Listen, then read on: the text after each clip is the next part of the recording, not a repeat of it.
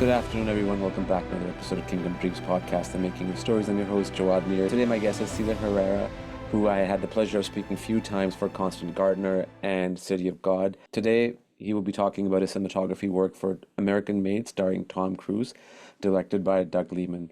Great conversation. There were some personal elements to this conversation as well, but mainly for American Made and also Tom Cruise as a human being, as a producer, as an actor, and a whole bunch of other stuff. So without further ado, here's my conversation with Caesar for American Made. You get the pictures I sent you? No, when did you send it? I Just just now? sent them in WhatsApp. Let me just take a look. Oh, nice. That is so funny. I was literally, I watched the film 2 days ago, rewatched it, and this sequence of him in the car, I was just watching it right now again.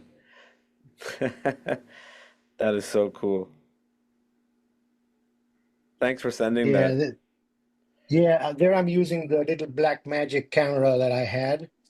So I, for occasions like that, like inside the cabin when he's piloting, I used all that also. That's amazing.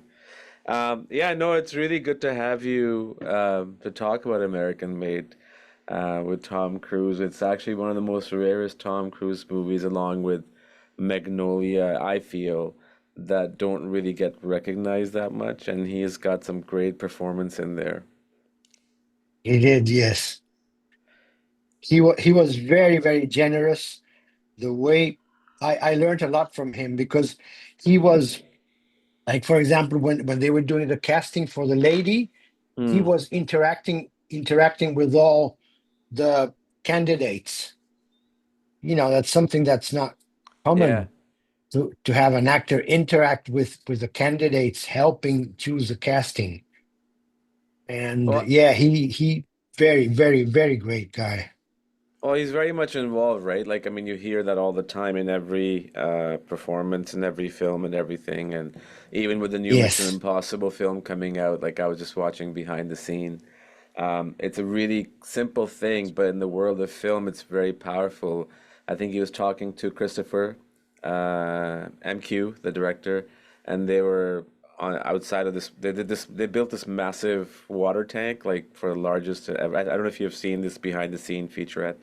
no, Um, and it just came out last week, and they're engaging with each other. And Tom and MQ goes, Tom came up with this idea, and Tom goes, we came up with this idea. And he's always about collaborative, which is what the film world is about. yes, yes.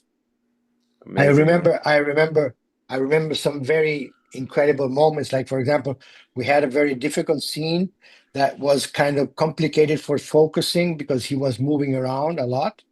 And when we ended filming that scene, we had done it 3 or 4 times. And in one of them, we stopped and he looks at the crew and the director says it's good, and Tom Cruise looks at the assistant cameraman and sees that he looks a little bit insecure, and he says, "You want another one, don't you?" And the guy said, "Okay, let's do another one. Don't worry." He noticed by the eye of the assistant cameraman that he wasn't very comfortable with the focus, so he's very, very, very, very Oh, into the crew and respecting it. Amazing, great yeah. guy.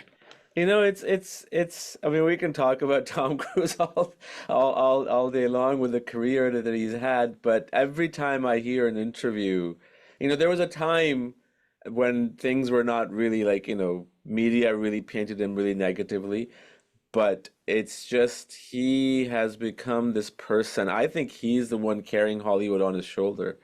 Like he's the only last living star left, and he's what, 60? Yeah, I 60 mean, something.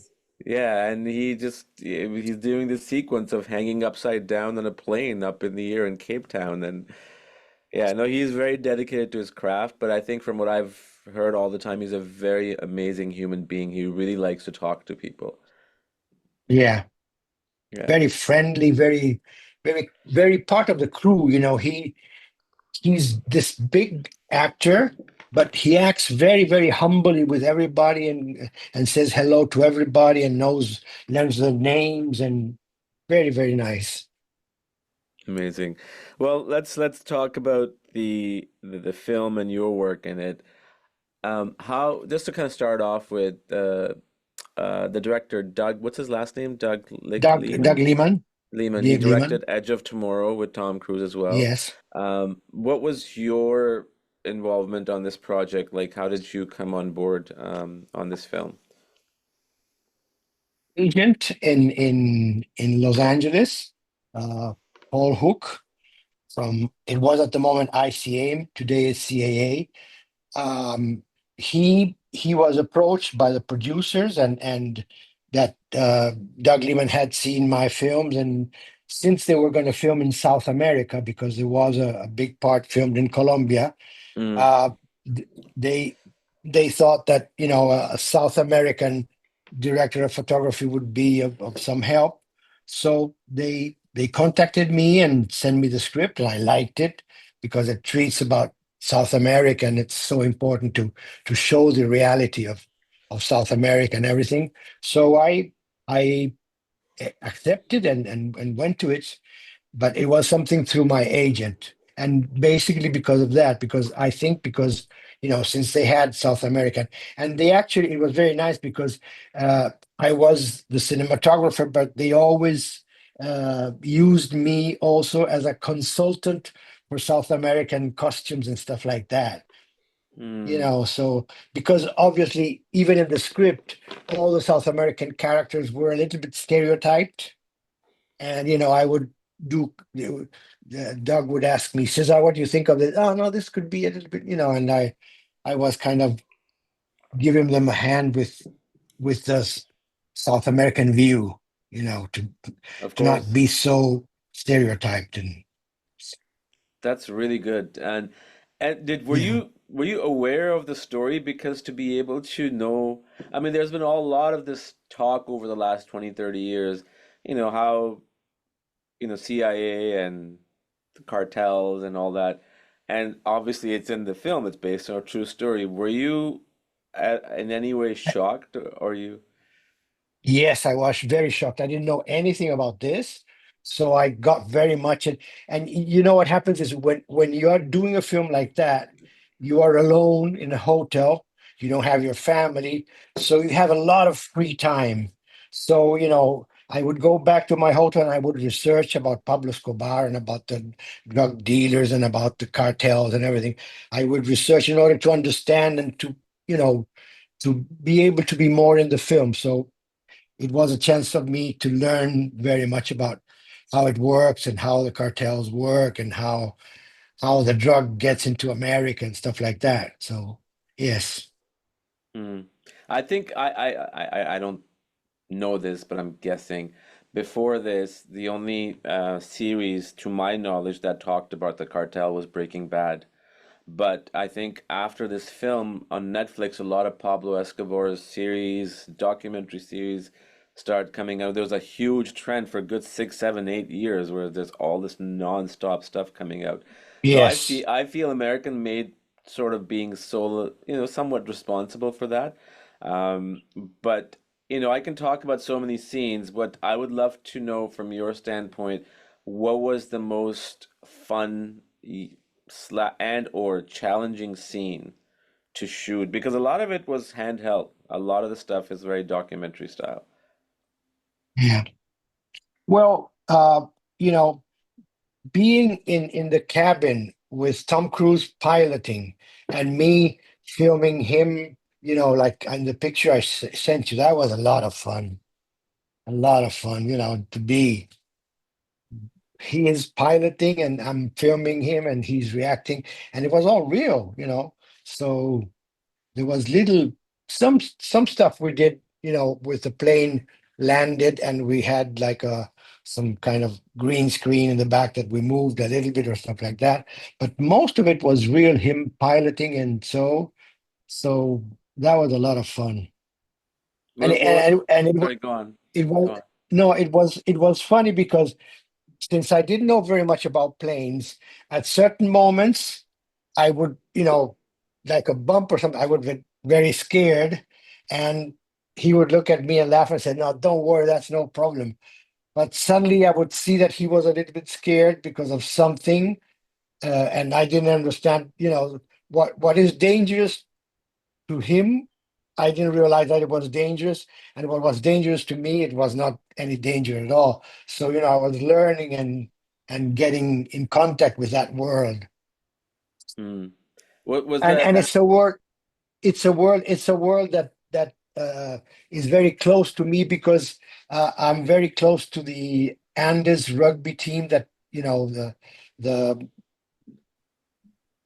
that they did this film about, the Mm. Society of the Snow. Yes, I lost my best friend there, and those were my colleagues. I used to play in that rugby team, so plane crashes and stuff is something that I carry very deeply inside and scared about. So there is this. I was on a plane, and with this in the back of my head, it was something that touched me quite a bit, because that relationship with the plane crash and everything.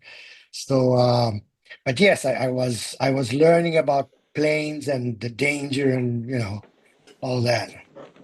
So we can talk about American Made in a minute, but if you don't mind, if you feel comfortable, you talked about Yes. losing your best friend. Um, if you want to share that, I would, how that unfolded, and I also your relationship with your best friend, like how long you've known him for. I find those things are very more humanistic that we, can relate to with each other. Yeah. Well, I used to go to this Christian Brothers school in Uruguay, Mm. and we played rugby. And when we graduated, we were the Christian Brothers School. And when we graduated, we uh, we formed a rugby team called Old Christians, and I played in that team. And and in that team was my best friend, which was 1 year older than me, but I admired very much, and we were very close, and going out to parties and going out with girlfriends and so and so and so. And he was the captain of the team, What was his and name? Guido Magri. Okay. And well, I was, as I said, very, very close to him, but suddenly I moved to Brazil to study film, and we departed. And he had my family went to Chile. My father was the Uruguayan ambassador there in Chile, and they organized this trip to Chile to play against a Chilean rugby team. And for that, they got the support from the Uruguayan Air Army, and a plane was given to them for a trip with Uruguayan Army pilots, um, to take the rugby team to play there. And my all my friends were there, all my colleagues, the colleagues that I had grown up with. And if I had stayed in Uruguay, I would have probably been in that plane. So, well, that plane went to Chile and it crashed in the mountains, and they were disappeared for like 70 days, and given like dead. And I was in Brazil studying cinema, and I heard that, and I was broken down. I cried when I called my mother on the phone, because I read it in the newspaper, and I called my mother to Chile. Mother, is that right? And she said, yes, they crashed and they disappeared, and the army is looking for them, but they're not finding them.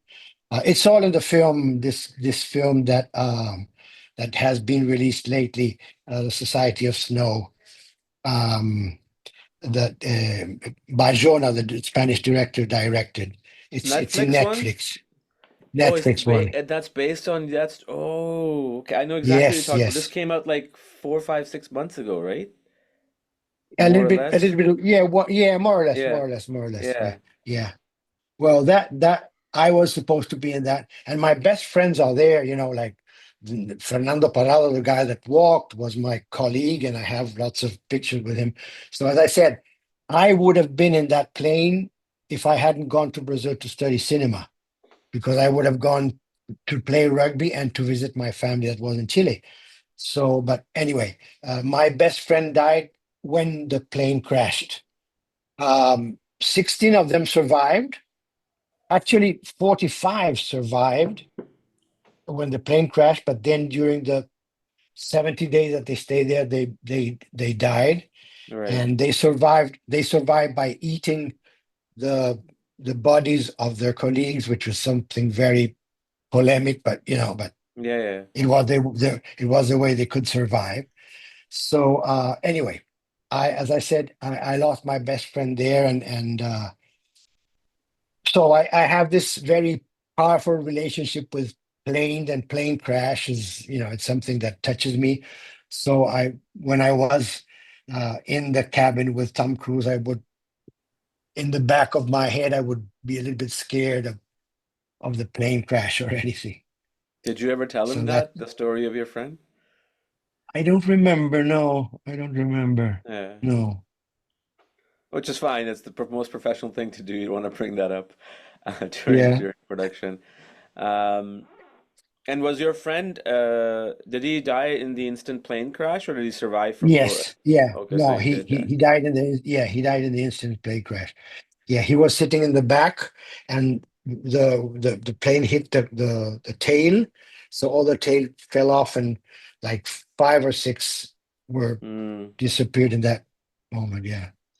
There was a similar movie which was based on a true story, which I think Frank Marshall directed. It was called Alive. It Yes. It's the was, same. yeah, It's the same clash. It's the yeah. same. It's the same. It's the same accident. Yeah. Oh, is it the same accident? Yes. Yes. Yes. Yes. Oh, okay. That Yeah. again, The something first I the didn't. the first version was that one that Frank Marshall directed, but it was kind of Hollywood style. Yeah. So then Bajona came and did a more.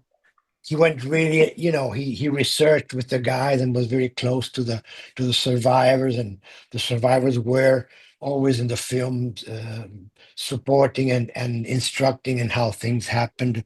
So he was more real.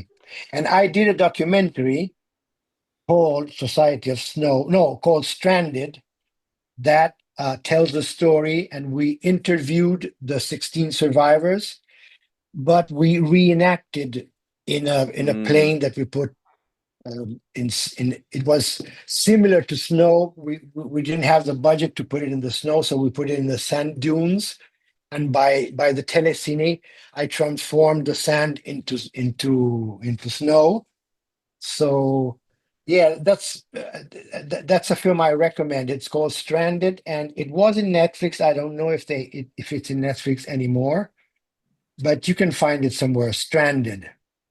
It Stranded. won it won it won it won because it's a documentary. It won the Rotterdam documentary festival.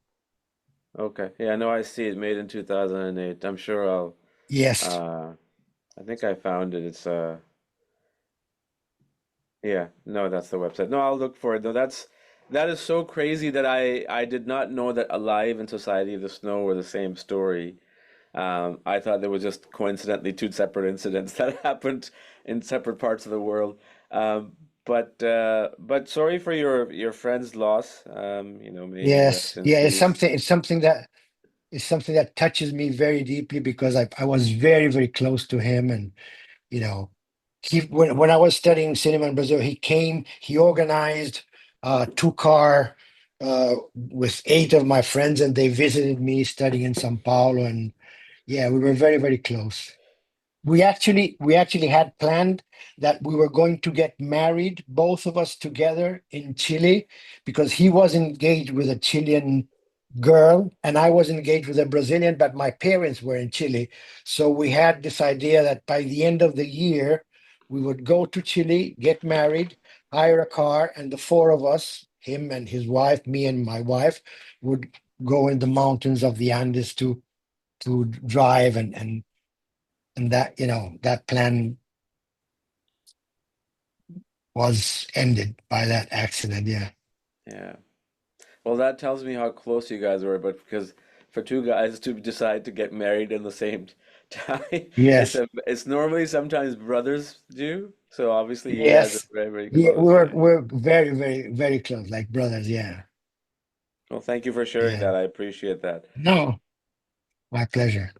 Um, American made, what was the most challenging technical scene aside from the one that you were in the plane, which had this fear of, plane crash from a technical standpoint?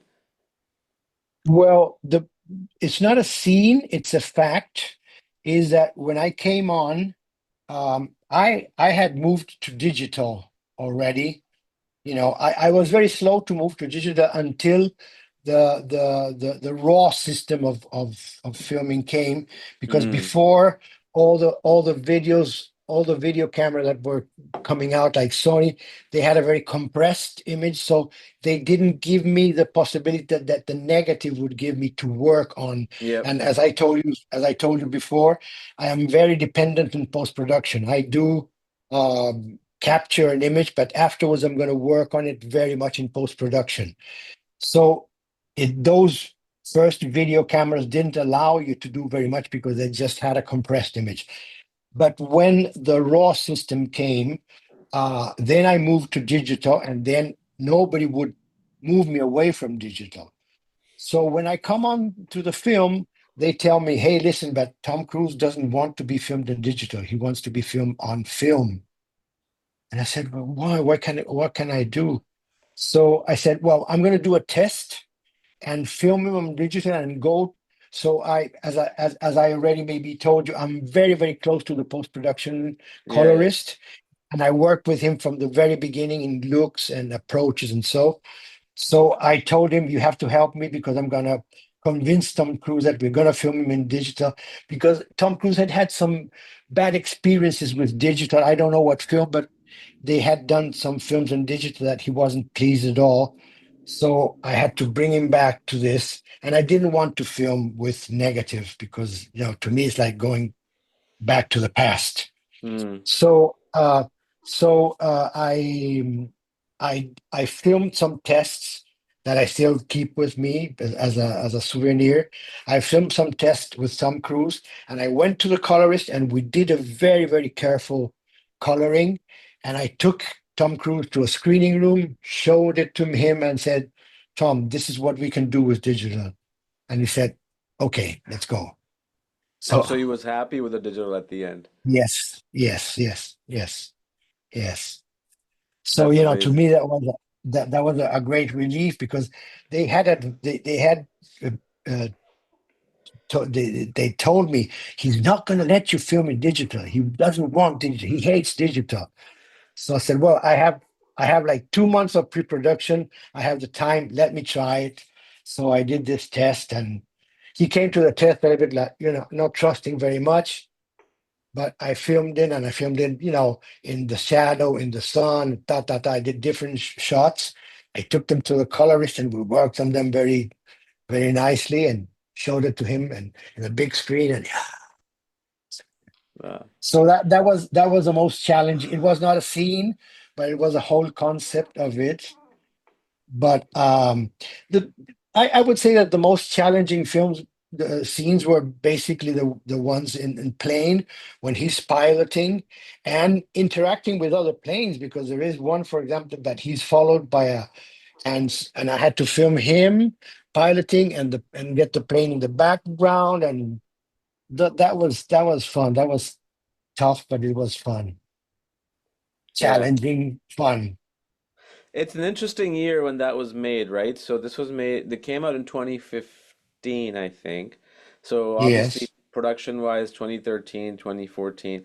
At that 14, yeah, time, Red Scarlet had come out or was coming out, and Blackmagic was coming into the world of digital. Obviously now it's a totally different ball game within the last 12 years, right? But yeah. to be able to do that, Well, that camera that you see me handing there, yeah. it was my own personal Blackmagic that I had Pocket bought cinema, to, right? yeah, that I had bought to do my small uh, documentaries, and I carried it with me because I did tests for everything.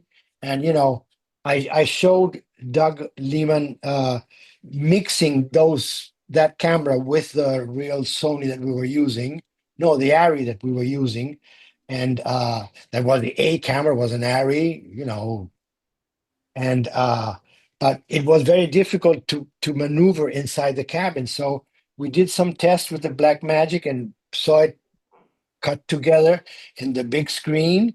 And Doug said, "Great, let's go with that." So, and I was very, very happy and very proud because I saw the opening of that in an IMAX cinema in São Paulo.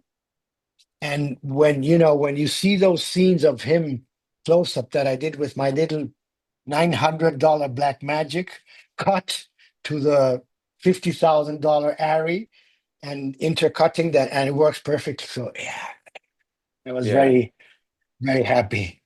And that's one of the things I loved about the early Blackmagic cameras. So my first film, half of it because it was shot over 4 years. I shot on the Blackmagic 2.5K cinema camera, the very first model that came out. Not the 4K because the 4K was really terrible in low lighting, but 2.5K, and then the pocket cinema, and the noise on that. I cannot find any camera to date that can produce that it comes as close to film. I don't know why they stopped doing that because the pocket cinema camera and the 2.5 camera were remarkable in that look. And you see that in my film because I was some of the interviews you could see if you really pay close attention, maybe the audience won't see it. There's noise, real noise like Yes. built in the camera. Hmm. The other is like grated noise. So yeah, I truly miss those cameras. I think they had their flaws, but they were great. Hmm. Yeah. Yeah. And the pocket cinema battery was like what, 20 minutes or 25 minutes internal battery, and Yeah. you had to have the V Yeah. mount. Yeah. I Amazing. carried a couple of them on my pocket and I would change them quickly. And yeah. Yeah. I thought the best one of the most coolest scene in the film is when he gets arrested and I never knew when I saw that film that he's originally from Alabama. Because his accent as the film, is Southern, and I thought he did a remarkable job in doing that. But obviously that's where his roots is. But the idea of him telling the policeman that I'm gonna get out of here and there's ain't anything you can do about it, right? I mean, obviously he did a way better job than I'm saying it. I thought that was really, really well executed. Is there any story behind that scene that you can share, or any other scene for that matter? I'm just talking about one of my favorite scenes in the film. No, it was his acting, him let him act, and he understands so well the character and he builds it so strongly that it was fun just to be seeing that. Yeah, it was Got no it. no no no big challenge for us, but just the pleasure of seeing an actor perform so intensively and so well. Yeah. What about the takeoff scene? There was a scene where the runway was very small. I think um it was like dirt runway. Do you remember what I'm talking about? Yes, in And in what in in in Colombia. Colombia, yeah. Hmm. And You, that you you know you know we had a very terrible accident in Colombia. oh, Yes, it was so sad. We had we had three three special pilots come from Los Angeles to pilot the planes in Colombia, mm, and we had a very difficult day filming in Colombia in a faraway land strip, this short one that was very difficult, and they did a great job. And it was a very tense day and very, very, difficult. But everything went right. So at the end, we kind of celebrated, hey, baby. And they fly back home, and there was a storm. And I guess they were a little bit overconfident that they didn't have to go over. They were tired, so they want to get home quickly. So they didn't want to go over the storm, so they went through it. and Mm. they crashed against a mountain, and we lost two of the three pilots, and one stayed kind of paralyzed. It Oh was wow. very terrible. Yeah, and there were professional cinema pilots. That was very sad.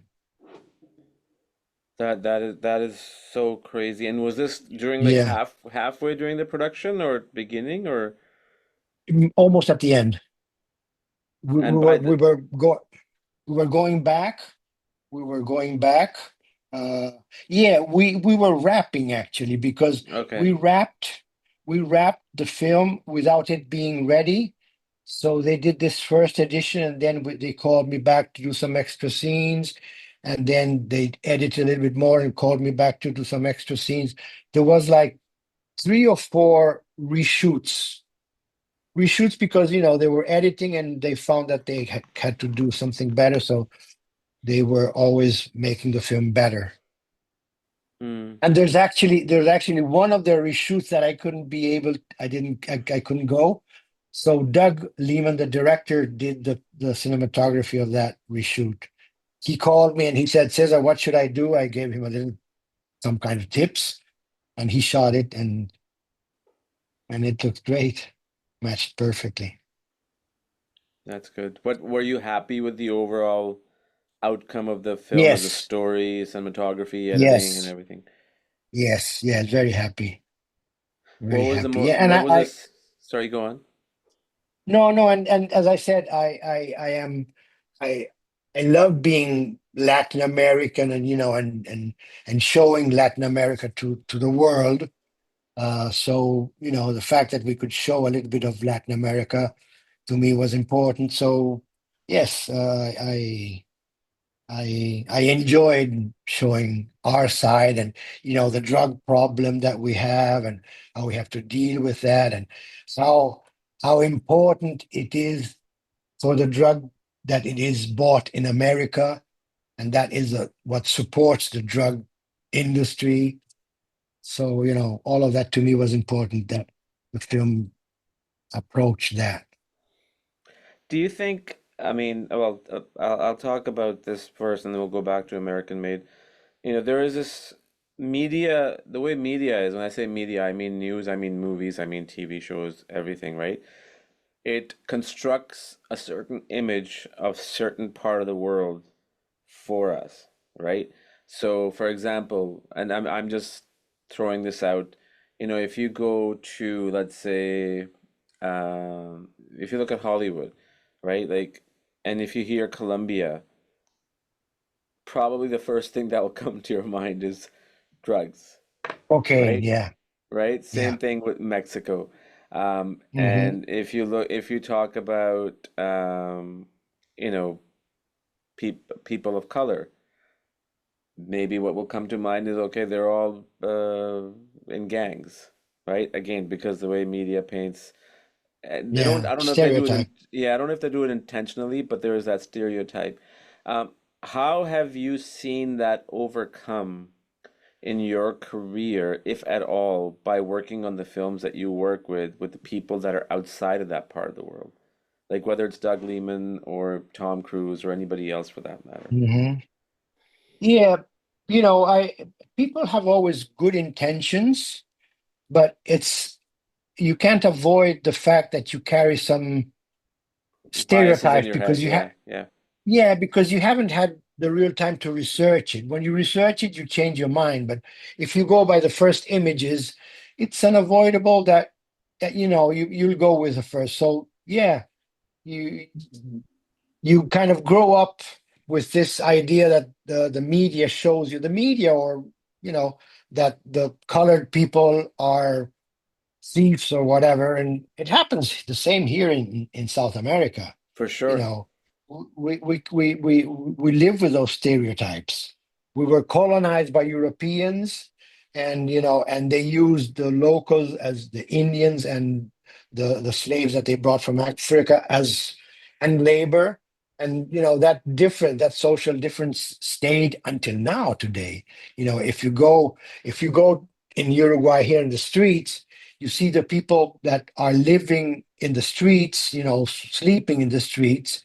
They don't have my color skin. They're darker, Yep. and that is very, very. And we're always fighting against that, and making a point to show that we have to correct that. So yes, it's something that whenever a film brings that up and tries to show it, it's very welcome, to show the Yeah. stereotype, and yeah. I think that's a similar problem in all countries in the world. Like I originally am from Pakistan. It's the same problem there that if you're lighter skin, you are perceived differently. Same thing in India, same thing in Bangladesh, like, everywhere. I'm sure, yeah. And it's and I think we're all, what's the word I'm looking for, responsible for that, that somehow there's this Yeah, conception that we have in our head. But the best way to overcome all those stereotypes is to go meet people that you have got stereotypes about, and then you'll realize those stereotypes don't mean anything. yeah, exactly. Yeah. And work on that, and work on that to undo the stereotype. Yeah, that's. Did and you and did I you enjoy sorry, I enjoy every time I get a film that helps me, or yeah, or does that in a certain way. So I thought this film was good for that, because it showed, that the cartels and the poverty of South America is supported by the drug people that consume drugs in America. yeah. Is there one thing that I mean, there's different types of stereotypes, right? In any society. Is there one particular stereotype that bothers you the most that you want to use film to overcome that? Whether it's I within can't. the society that you're in or outside. Yeah. No, I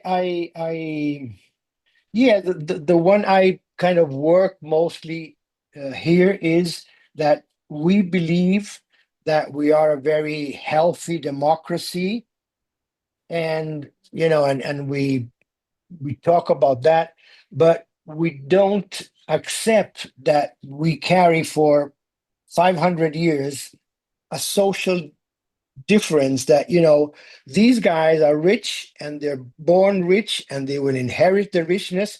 These guys are poor and they will inherit the poverty, and that doesn't change. There isn't this, it's only accidents that are break. But that's why I tell you, because after 500 years of colonization, if you go in the streets in Montevideo, you see that the people that are sleeping in the streets are dark skinned, and the guys that, you look at the television, and the guys that are in power are white skinned like me. And that is something that we have to fight to break this unfairness, and help interact, and help the guys from this class participate together with this, and mix them, you know Mm, as you have in more fair countries like Scandinavia, or stuff like that you have a more equal society, yeah, so this is probably the thing that bothers me most. And it's very many people in South America that don't have the conscience of this. yeah. I agree. I don't think it's a South America. I think it's all over the world. And the reason I feel is for that, it's a very simple thing, which I said earlier, is if you are being informed by a TV screen or your phone, as opposed to going and meeting these people for real, you're always going to have those misconceptions, Yeah, right? So, yeah, yeah, exactly. with American Made, what's one scene that you're most proud of from a cinematic standpoint? An image that You you know, really love? yeah, it's funny. They always ask me this, and I'm very bad at choosing. I don't blame you because I will do the same thing. I just had to ask. Yeah, yeah. they always ask me, and I said, I don't remember. To me, every morning I would wake up and I was challenged. But okay, today we're doing the scene of the actor and the actress talking about marriage, and then we're doing the scene of them, piloting, and then we're doing the scene of him being arrested. And I don't know. There's, That's fine. I it was just I, I, it's just re- I something remember I remember having fun, as I said, in those pictures that I planes. sent Yeah, you. Him piloting and me with a little camera with the viewfinder watching him. Uh, yeah, that was fun. But no, it was fun working with him. I always tell this. There is this one scene that there is a phone call of Tom Cruise, uh, of Barry Seal talking with a police chief that is Mexican origin, and we've had filmed already the Tom Cruise part on the phone. We had to film now the guy waking up in Washington or where he was. He wakes up and he talks with this guy, and it was a very simple scene. So Doug Liman asked me if I could direct it because he had to stay up there in the set preparing something else. So I went to where the art department was preparing. They were doing like a corner of a set to have a window and a bed. And it was two actors, a lady that was faking that she was sleeping, and this guy that wakes up and talks on the phone and just gives the and we had already the part of Tom Cruise. So what I did, as we normally do, I put a monitor where I would play the part of Tom Cruise talking, and this guy would interact with that, and I would film him talking. That very simple. So I were preparing, and the art department was taking some time painting it, and it was like 11 o'clock at night or something like that. And I go to grab a coffee, and I find Tom Cruise there getting a coffee. I said, Tom, what are you doing here? Why didn't you go home? You must be tired. We started at 6 o'clock in the morning. He said, No, no, I'm going to stay and help you do this scene with the guy. I said, No, Tom, don't worry, go home. I have your film. He interacts with the television. "No, I'm not going to leave a colleague of mine interact with the television. I'm going to be there to give him the that the is so Tom Cruise. so generous. He stayed until 1 o'clock in the morning to help the other actor interact with him.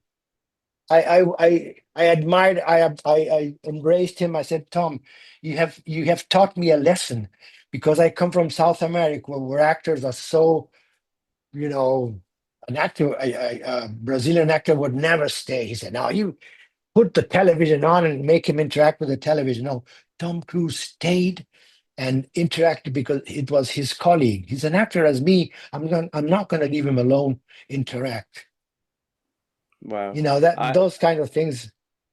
Yeah, I'm not surprised, but I'm surprised, right? If that makes sense, because even aside from the colleague thing, to have an actual person interact off screen versus a screen with an audio, from a standpoint of putting it out in film, he probably reacted so differently with Tom there versus a screen, 100%. And Yeah, that's yeah. cinema. That's cinema. That's cinema. That's cinema. Yeah, you're That is right. cinema, right? I mean, that's Yeah, those little things count so much, and we overlook them maybe in the earlier parts of our career, but I think they're very hmm meaningful. What a guy. yeah, What a guy. yeah. I mean, and another thing that I learned about him is, he. What I realized, he's a human being, a very human being, but he's also an enterprise. Because I said, Tom Cruise, if you think of it, there's South American companies that don't make the money that Tom Cruise makes a year. So he has to take care of himself, his body, as you take care of a factory, you know. So that's why he carries two trailers. One is his personal trainer where he has his his resting space, and the other is a full gym Like, where he wow. has two personal trainers, and every time that he's not filming he'll go and work out, and he has that that second trailer, there's a gym. And when I saw that, I said, yeah, he has to take care of that body because that body is an enterprise.